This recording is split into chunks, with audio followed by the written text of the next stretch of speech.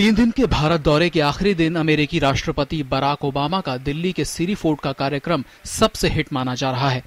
करीब 2000 लोगों की भीड़ को संबोधित करते हुए ओबामा ने दिल जीतने वाला भाषण दिया। इस बेहद जोशीले भाषण में ओबामा ने भारत के दिल के करीब रहे कई मुद्दों का समर्थन किया। शुरू के लम्हों में ही उन्होंने ऐसा समा बांधा कि पूरे भाषण को खचाखच भरा हॉल बिना पल के झपकाए सुनता रहा। वो जैसे ही मंच पर आए, लोगों ने ओबामा ओबामा कहकर उनका स्वागत किया, लेकिन ओबामा ने भी जब जवाब दिया तो इस शानदार बयान की जोरदार शुरुआत हुई। नमस्ते। ओबामा के संबोधन में भारत कनेक्शन लगातार झलका। अपने शहर शिकागो का जिक्र किया तो स्वामी विवेकानंद के मशहूर संवाद के साथ। More than 100 years ago, America welcomed a son of India, Swami Vivekananda.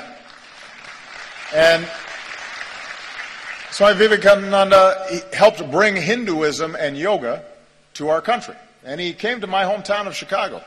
And there at a great gathering of religious leaders, he spoke of his faith and the divinity in every soul and the purity of love.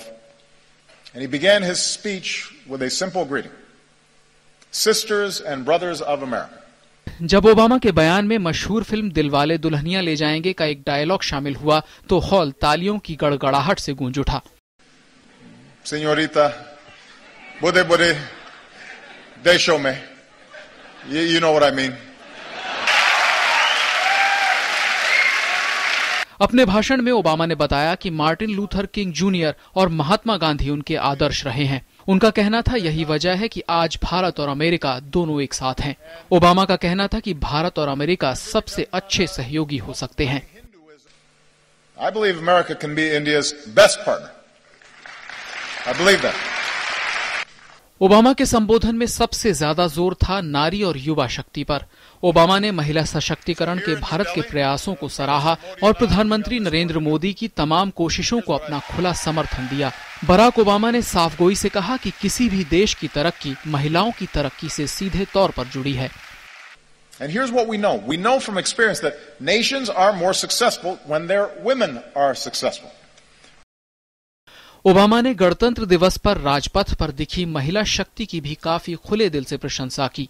बात युवाओं की आई तो Obama ने कहा कि युवा भारतीय न सिर्फ देश की तरक्की की इबारत लिखेंगे बल्कि दुनिया की तकदीर भी तय करेंगे। You know, here in India, most people are under 35 years old. And India is on track to become the world's most populous country. So young Indians like you aren't just going to define the future of this nation, you're going to shape the world. Obama ने कहा कि अगर भारत व्यापक विविधता के साथ अपने लोकतंत्र को मजबूती से आगे बढ़ाता है तो ये दुनिया के लिए एक उदाहरण होगा। भारतीय लोकतंत्र की सराहना करते हुए ओबामा ने इस बात को रेखांकित किया कि कैसे दोनों देशों के अगुवा बेहद गरीब परिवारों से आए हैं। We're also proud to live in countries where even the grandson of a cook can become president, or even a Dalit can help write a constitution, and even a tea seller can become prime minister.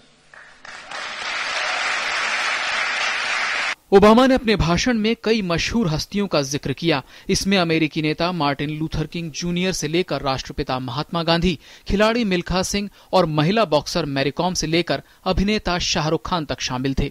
Obama ने महात्मा गांधी का हवाला देते हुए कहा कि सभी को अपने धर्म का पालन करने की आजादी होनी चाहिए।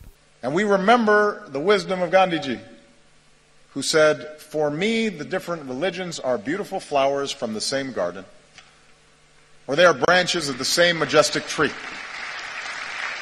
India will succeed so long as it is not splintered along the lines of religious faith, so long it's not splintered along any lines, and is unified as one nation." वैश्विक रूप से भारत की बढ़ती साख की भी अमेरिकी राष्ट्रपति ने सराहना की। गरीबी उन्मूलन के क्षेत्र में भारत के योगदान को सराहते हुए उन्होंने कहा कि तकनीक का सहारा लेकर भारत ने लाखों लोगों को गरीबी से उबारा है। ओबामा के मुताबिक दोनों लोकतंत्र साथ आएं तो वे दुनिया का भविष्य बदल सकते हैं। अंतर्राष्ट्रीय मंचों पर भारत की सक्रिय भूमिका की सराहना करते हुए अमेरिकी राष्ट्रपति बराक ओबामा ने संयुक्त राष्ट्र सुरक्षा परिषद की स्थायी सदस्यता के लिए भारत की दावेदारी का समर्थन किया। अमेरिका ने एशिया पैसिफिक में भारत की वृहद भूमिका का स्वागत किया और कहा कि विवादों का समाधान शांतिपूर्ण ढंग से किया जाना चाहिए। परमाणु हथियारों से मुक्त दुनिया की वकालत करते हुए ओबामा ने कहा कि वो दुनिया में शांति चाहते हैं, लेकिन ये शांति इंसान के अंदर ही बसती है। ओबामा ने भारत की स्वच्छ ऊर्जा की आवश्यकताओं को पूरा करने के महत्वाकांक्षी लक्ष्यों का स्वागत करते हुए कहा कि अमेरिका इसमें मदद करने के लिए तैयार है। अपनी पिछली यात्रा का जिक्र करते हुए ओबामा ने हुमायूं के मकबरे के पास मिले विशाल नामक बच्चे का उल्लेख करते हुए कहा कि उसे पढ़ाया जाएगा। ओबामा ने नोबेल शांति पुरस्कार से नवाजे गए कैलाश सत्यार्थी की भी तारीफ की। विशाल और सत्यार्थी कार्यक्रम में मौजूद थे। रोशनी के पर्व दिवाली का जिक्र करते हुए उन्होंने कहा कि इसे व्हाइट हाउस में हर साल मनाना शुरू किया गया है। नमस्ते से भाषण की शुरुआत करने वाले ओबामा ने भाषण का समापन भी भारतीय अंदाज से किया। Thank you. Go ahead.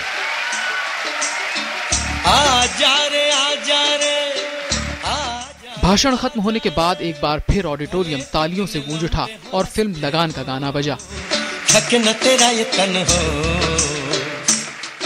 Obama मंच से उतरे और वहां मौजूद लोगों से खुलकर मिले। ओबामा के भाषण से साफ था कि दोनों देशों की दोस्ती की नींव काफी मजबूत है। तमाम समानताएं दोनों देशों के संबंधों को और मजबूत बना रही हैं। News net desk, DD news.